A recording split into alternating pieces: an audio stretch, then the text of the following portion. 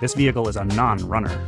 Now, the holy grail of auction finds is when you get a good deal on a vehicle with serious issues that turns out to have been misdiagnosed by the seller, and the fix ends up being easy and inexpensive. I made a point to try to take the fuel from the bottom of the tank just in case there was any water in there. This would pick it up. Now, this thing actually worked really well. I bought this in order to do oil changes to extract the fluids from the top of the engine, which is pretty cool, and that's actually what this vehicle calls for.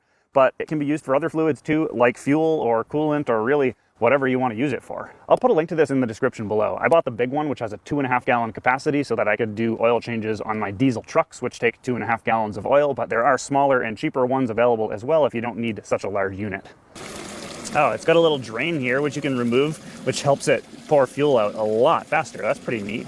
Man, this thing is designed really well. This vehicle does not have a dipstick, and so if you want to check the oil, there's two ways to do it. Number one, if you want to check the level, there is an oil level sensor that you can use the computer in the dashboard in order to measure it and tell you what the oil level is. In this case, it does say it's a little bit underfilled. Number two, if you want to actually see what the oil looks like, there's only one way to do that, and that is to pull some of the oil out of the engine. I only want to take a little bit out because I basically want to make sure that there's no water in there and make sure the oil looks okay. And I mean, that is pretty dark, but it looks like oil. All right, well, let's try to give this thing a start and see what happens. Now, one thing to keep in mind is that this may have to crank over quite a bit before it starts. The fuel system is a returnless fuel system, so the fuel that goes from the fuel pump to the injectors, there's no return. It just goes one way and it has to be used through the injectors. All right, foot on the brake.